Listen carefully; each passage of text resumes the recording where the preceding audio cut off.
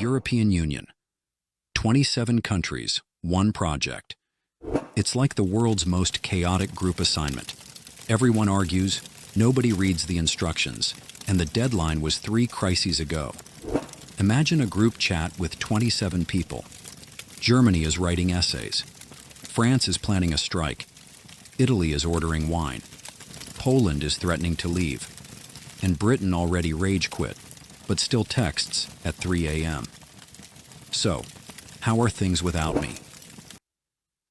This is the EU. A union designed for peace, but operated like a never-ending student project, where everyone gets credit and nobody gets blamed.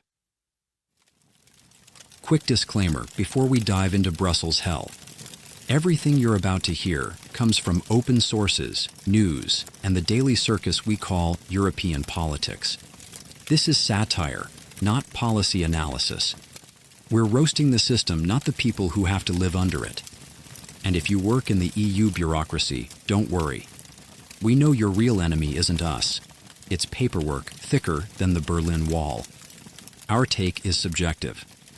So laugh, double-check, or file a complaint in triplicate. But just like in Brussels, it'll take years before anyone reads it. The EU was born from good intentions.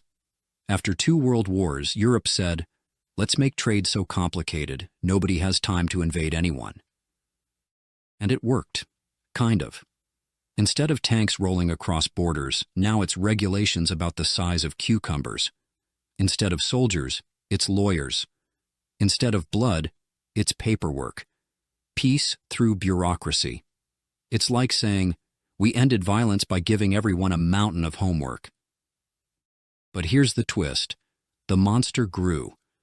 What started as a coal and steel agreement turned into a political hydra. 27 heads, all talking, none listening, and every one of them demanding veto power. So yes, Europe avoided another war. But in exchange, it built the slowest decision-making machine in history.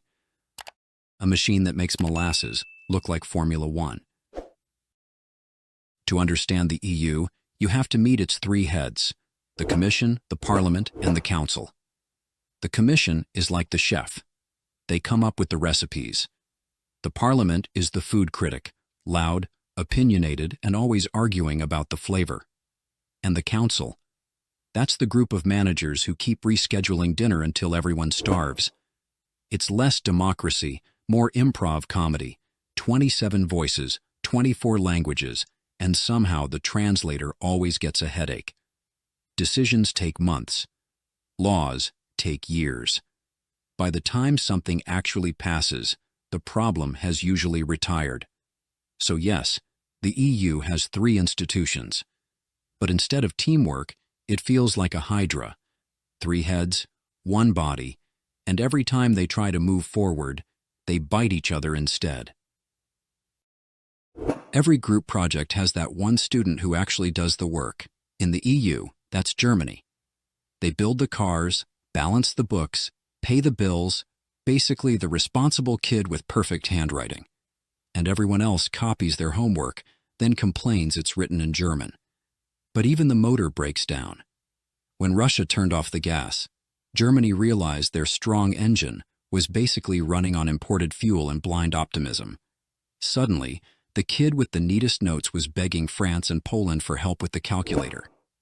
So yes, Germany is the EU's engine. But lately, it feels less like a BMW and more like an old diesel Golf, still moving, but coughing smoke every mile.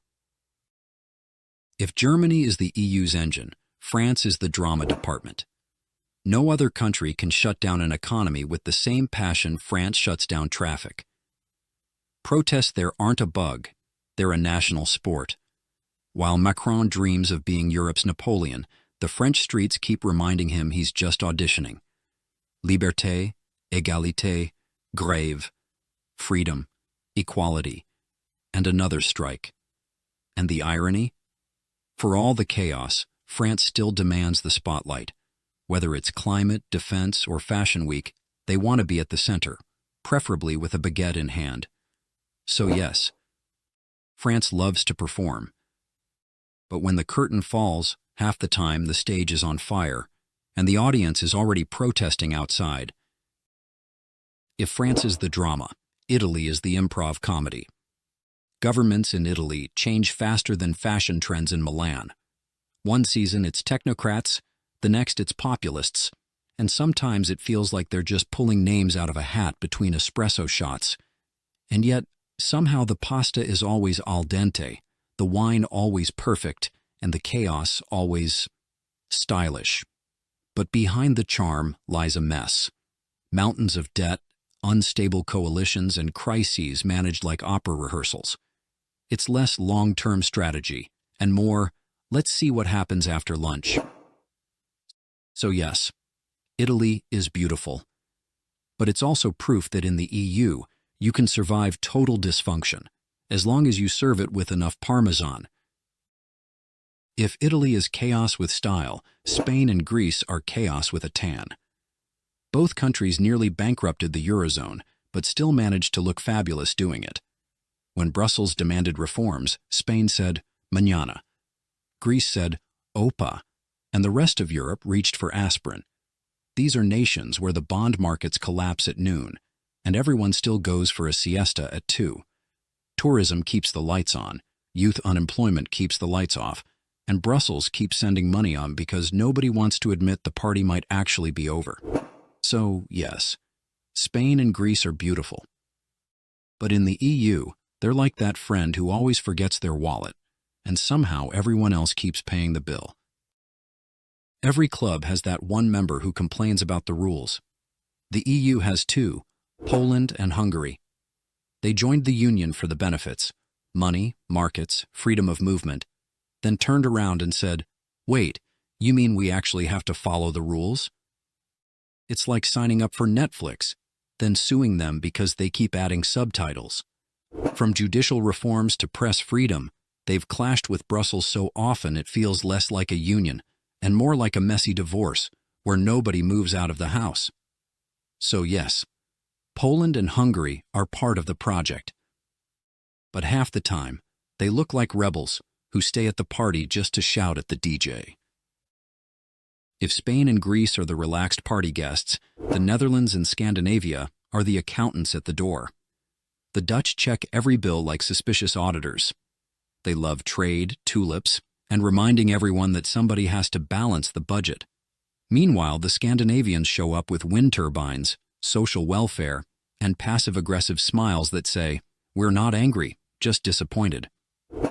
Together, they're the EU's nervous system, always twitching, always lecturing, like strict parents who let you drink, but only if you recycle the bottle. And here's the thing. Without them, the union would probably drown in its own chaos. With them, the union just feels judged 24/7. So yes, the Netherlands and Scandinavia are the conscience of Europe. But let's be honest, nobody likes a conscience at a party. We've roasted presidents, dictators, and now the European chaos itself.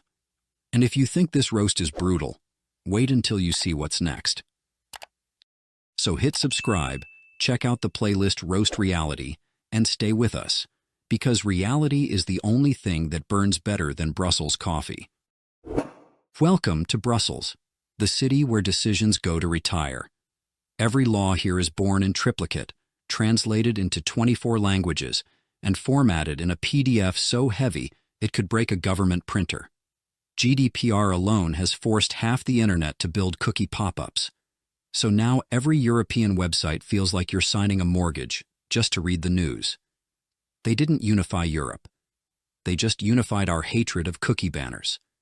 And yet, Brussels keeps going. Commissioners draft, Parliament debates, the Council delays. And by the time something finally passes, the crisis it was meant to solve has already graduated to a sequel.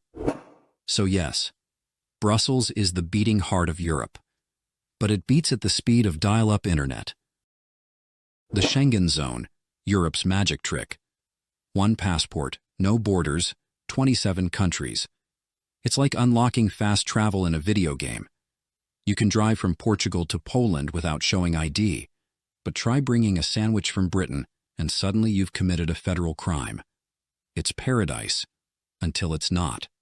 Because the moment there's a crisis, migrants, pandemics, terror threats, the no borders dream collapses into a passport stamp frenzy. 1 week you're free, the next you're stuck in line behind a German tourist with too many sausages. Schengen is Europe's best idea and biggest illusion. It works perfectly until reality shows up. So yes, open borders are great. But in the EU, freedom always comes with a side of panic. The euro was supposed to be Europe's proudest achievement, one currency to unite them all. Instead, it's like a group bank account shared by 20 roommates. Germany deposits, Greece withdraws, and Italy swears they'll pay you back, right after aperitivo. And then there's the European Central Bank, masters of calm panic. Every time a crisis hits, they step up with the same speech. We are monitoring the situation very closely. But in reality, they mean, we have no idea what's happening, but please don't sell your bonds. From the debt crisis to inflation, the Eurozone survives not because it's stable, but because everyone's too scared to imagine the alternative. So yes, the euro is still here, but it's less economic miracle and more relationship nobody wants to break up because the paperwork would be unbearable. If the EU were a TV show, the genre would be disaster comedy. Debt crisis? They survived by inventing words like austerity and pretending it wasn't code for good luck Greece. Migration crisis? Half the union built fences, the other half built committees, and somehow both sides thought they'd solved it. Brexit? Britain stormed out like a drunk at a wedding, only to text Brussels later, "Hey, can we still visit the single market?" Energy crisis? Russia closed the taps, and Europe suddenly discovered candles were back in fashion. And war in Ukraine? EU leaders held summit after summit, proving once again that if bureaucracy could stop tanks, Europe would be invincible. Every crisis ends the same way, with a photo op, a vague statement, and the promise of another meeting. So yes, the EU moves slow. But maybe that's the point. They're not a Formula One team. They're a traffic jam with a press office. Brexit was supposed to be a clean break. Britain said, "We're leaving. We'll be independent. We don't need Brussels anymore." And then reality hit harder than a warm pint. Suddenly there were queues at the border, empty supermarket shelves, and British fishermen learning the EU wasn't the problem. It was geography. It's the political equivalent of storming out of a party, slamming the door, and then texting the host at 3 a.m. So, can I still come over for free trade? The EU moved on. Britain didn't. It's the breakup where one side keeps subtweeting and the other side just keeps raising tariffs. So yes, Brexit was dramatic. But in the end, the only thing Britain really took back was the bill. For all the chaos, the EU does have victories. They just don't make great headlines. Nobody cheers when Brussels sets food safety standards, but everyone's glad their cheese doesn't glow in the dark. Nobody throws a parade for the single market, but try selling a toaster across 27 countries without it. It's not sexy, but it works. Cheaper flights, no roaming fees, cleaner beaches. The kind of stuff you only notice when it's gone. The EU is like Wi-Fi. You complain about it constantly, until it disappears, and then you panic. And maybe that's the secret. The EU's power isn't in drama or speed, but in the quiet stability it forces on a continent that used to burn itself down every other generation. So yes, the EU is boring.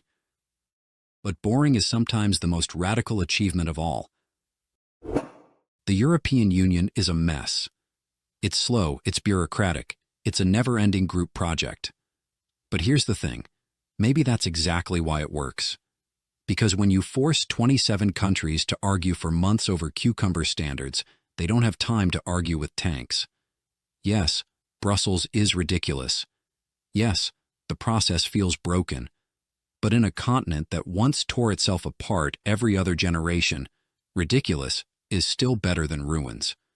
The EU may look like a traffic jam with a press office, but it's also the one thing standing between Europe and its own history. So laugh at the chaos. Mock the bureaucracy. But remember, sometimes the slowest machine is the only thing keeping the world from speeding off a cliff. The European Union isn't perfect. It isn't pretty. But it may be the strangest, most boring miracle in modern history. You've seen the power burn. We roasted presidents, dictators, and now an entire union. But this is not the end. It's just the warm-up. Because next, we're turning the fire on new targets. Influencers, billionaires, celebrities, athletes. No one is safe when reality meets the roast. So hit subscribe, join the ride, and stick around. Because the next season will burn hotter than Brussels paperwork.